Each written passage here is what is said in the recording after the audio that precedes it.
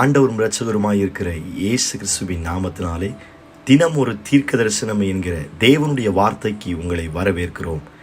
தீர்க்க தரிசனம் என்பது தேவ ஆவியால் அருளப்பட்ட தேவனுடைய வாக்குத்தத்தமான வார்த்தை மாத்திரமே. இந்த நாளுக்குரிய தீர்க்க தரிசனமான வார்த்தைகளை வாசித்து நாம் செபிப்போம்.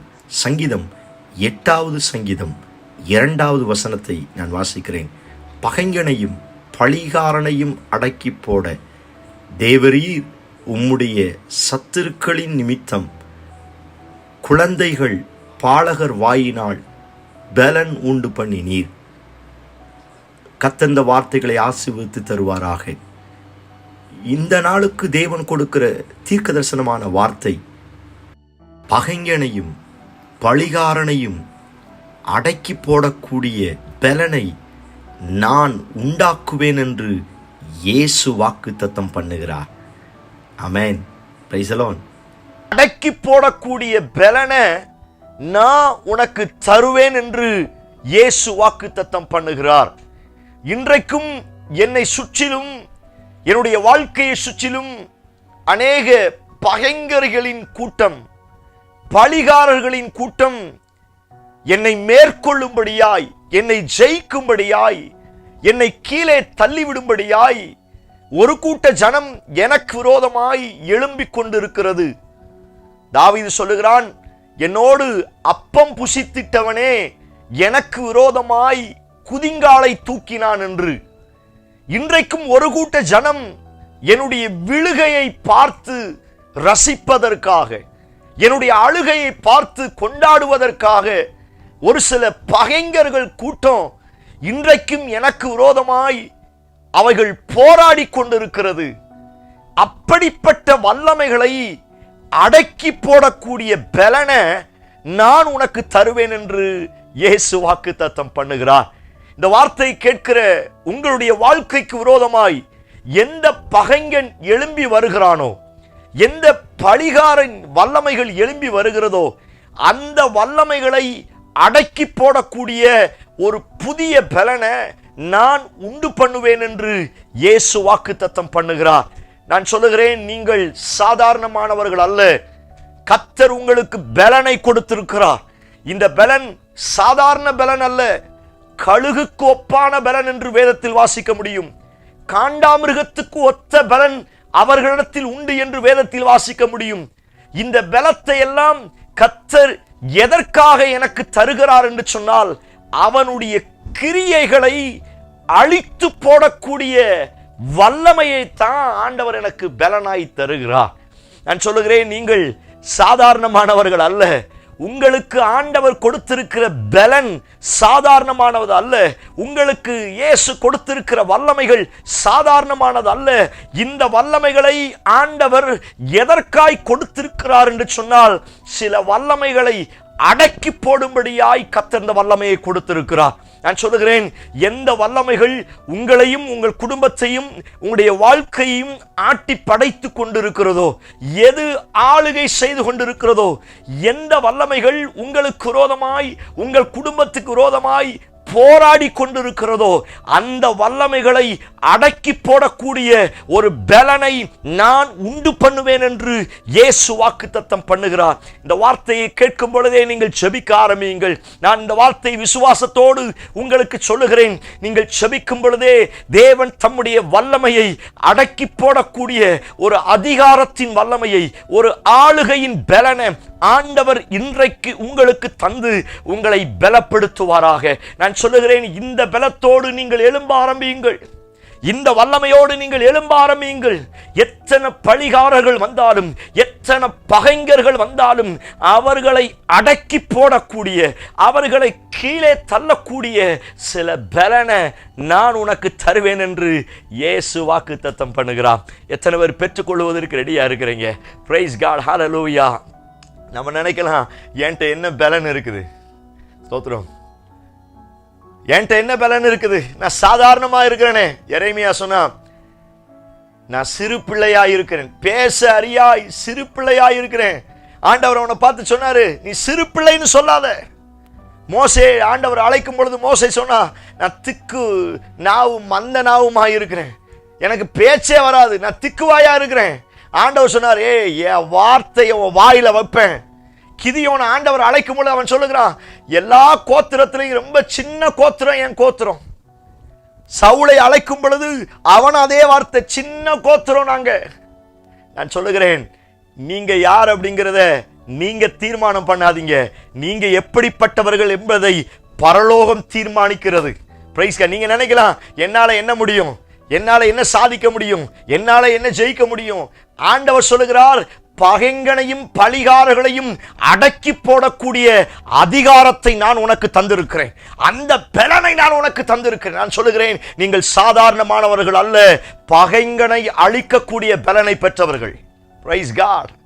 அது மந்திரவாதத்தின் வல்லமையாய் இருந்தாலும் சரி, அது பிள்ளி சூனியத்தின் பகைங்கனாய் இருந்தாலும் சரி, தோத்திரம் மாம்சத்தோடும் இரத்தத்தோடும் அல்ல, துரைத்தனங்களோடும் அதிகாரங்களோடும் உனக்கு போராட்டம் உண்டு என்று வேதத்திலே வாசிக்க முடியும். இன்றைக்கும் ஒரு கூட்ட துரைத்தனங்கள், ஒரு கூட்ட அதிகாரங்கள் நமக்கு விரோதமாய் போராடி கொண்டிருக்கிறது. ஆண்டவர் சொல்லுகிறார், அந்த வல்லமைகளை நீ அடக்கி போட முடியும். இந்த வார்த்தையை ஜஸ்ட் செக் பண்ணி பாருங்க. உங்க குடும்பத்தை எது ஆளுகை செய்கிறது? யாரை ஆளுகை செய்து கொண்டிருக்கிறது? எந்த பகைங்கனின் வல்லமைகள் யாரை பிடித்து வைத்திருக்கிறது? இன்றைக்கு இந்த பலனை பெற்றுக்கொண்டு எழும்ப ஆரம்பியுங்கள். ஸ்தோத்திரம். இதுவரை உங்களை அடக்கி வைத்த அல்லது உங்களுடைய குடும்பத்தில் இருக்கிற ஒரு சிலரை அடக்கி வைத்த, உங்களுடைய கையின் பிரயாசங்களை அடக்கி வைத்த சில வல்லமைகளை இன்றைக்கு நீங்கள் தேவனுடைய பலனை பெற்றுக்கொண்டு அவைகளை நீங்கள் அடக்க போகிறீர்கள். ஓ பிரைஸ் காட், ஹalleluya. இந்த செய்தியை கேட்கும் பொழுதே ஒரு உன்னதத்தின் பலன் இறங்கி வரப்போகிறது. மரியாள் மேலே இறங்கின அந்த உன்னத ஆவியானுடைய பலன் இப்பொழுது உங்கள் மேல் இறங்கி வரப்போகிறது.